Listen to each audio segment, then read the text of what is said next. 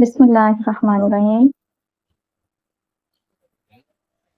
دنیا میں بہت سارے لوگ گزرے ہیں جن کو اللہ نے بہت عظمتیں عطا فرمائیں۔ ان میں سب سے پہلے انبیاء ہیں، پھر صحابہ ہیں، اولیاء ہیں، اور اللہ تعالیٰ کے بہت سارے خاص بندے جن کو اللہ تعالیٰ نے بہت ساری عظمتیں عطا فرمائیں۔ رسول کریم صلی اللہ علیہ وآلہ وسلم کے صحابی، ان کی بہت زیادہ شان ہے، اللہ تعالیٰ نے ان کو بہت زیادہ درجات عطا فرمائے ہیں، اور ان کے یہ درجات نبی کریم صلی اللہ علیہ وآلہ وسلم کی محبت کی وجہ سے، جو انہوں نے قربانیاں دیں، جو آپ کا ساتھ دیا، ان سب کی وجہ سے ہے۔ آج میں آپ کو جس صحابی کے بارے میں بتانا چاہتی ہوں، ان کا نام ابو محذورہ ہے۔ یہ نوجوان تھے اور یہودی تھے۔ کسی جنگ سے واپسی پر رسول کریم صلی اللہ علیہ وآلہ وسلم کے ساتھ حضرت بلال حبشی بھی تھے، باقی صحابی بھی تھے۔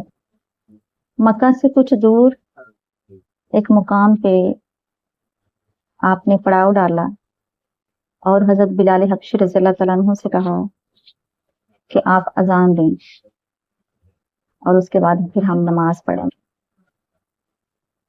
جب حضرت بلال نے اذان دی تو کچھ دیر کے بعد ہی حضرت محمد صلی اللہ علیہ وآلہ وسلم نے سنا کہ کچھ لوگ حضرت بلال حبشی کی نقل اتار رہے ہیں۔ کچھ بچے، ایک گروپ بنا ہوا ہے، تو کھیل کھیل میں حضرت بلال کی نقل اتار رہے ہیں۔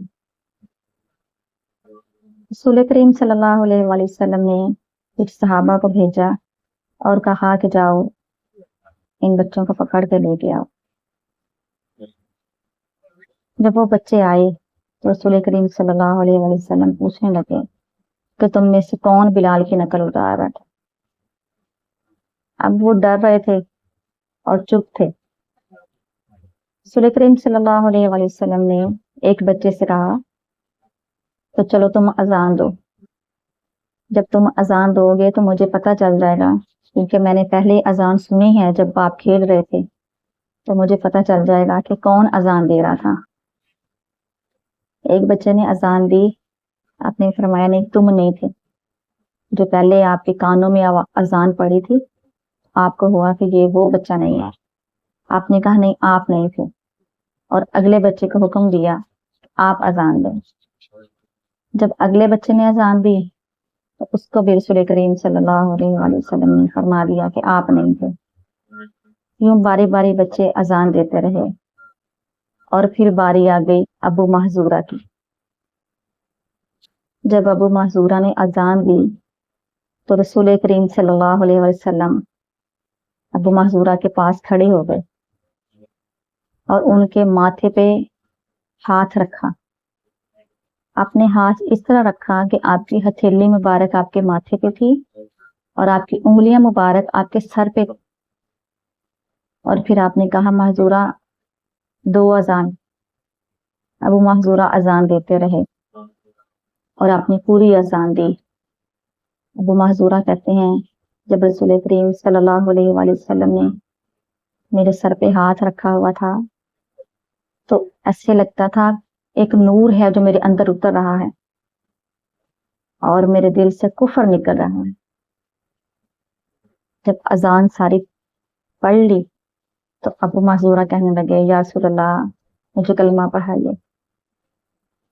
رسول کریم صلی اللہ علیہ وآلہ وسلم نے ابو محذورہ کو کلمہ پڑھایا، وہ دائرہ اسلام میں داخل ہو گئے۔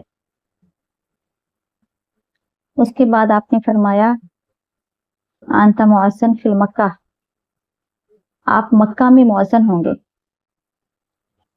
آپ کو نبی کریم صلی اللہ علیہ وآلہ وسلم نے مکہ مکرمہ میں مسجد حرام میں مؤذن تعینات فرما دیا۔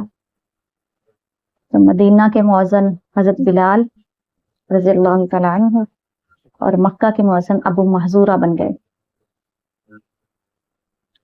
کچھ صحابی کہتے ہیں کافی عرصے کے بعد جب ہم نے ابو محذورہ کو دیکھا تو آپ کے ماتھے سے بال کافی لمبے تھے، باقی کٹے ہوئے تھے۔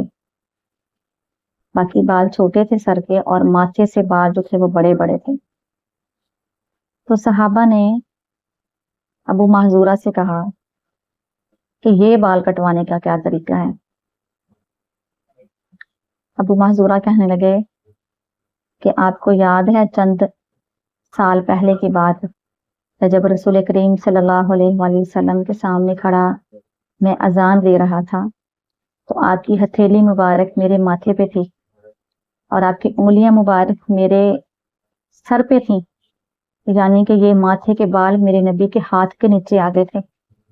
تو کہنے لگے میں نے اس کے بعد ان بالوں کو کٹوایا نہیں کہ ان بالوں پہ میرے نبی کی برکتوں والی انگلیاں لگی ہیں، اس لیے میں نے ان بالوں کو نہیں کٹوایا۔ تو عاشق رسول میں ابو محذورہ کا نام آج بھی زندہ ہے، جنہوں نے رسول کریم صلی اللہ علیہ وآلہ وسلم کے ساتھ محبت کی۔ انہوں نے نہ اپنی خوبصورتی دیکھی نہ یہ دیکھا کہ میرے بال ایسے اچھے نہیں لگیں گے، بس محبت تھی اور محبت نے اپنے بالوں کو بڑھائی رکھا اور ساری زندگی انہوں نے اپنے بالوں کو کٹوایا نہیں۔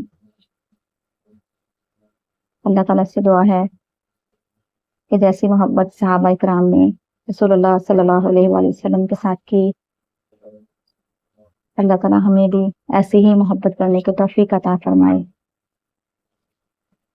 صرف باتوں سے ہی نہیں بلکہ عمل سے ہم اپنے نبی کے ساتھ، اپنے دین کے ساتھ، قرآن و حدیث کے ساتھ اور اللہ تعالیٰ کے ساتھ محبت کو ثابت کر سکیں۔ اللہ ہم سب کو عمل کرنے کی توفیق عطا فرمائے۔ وما علینا الا البلاغ المبین۔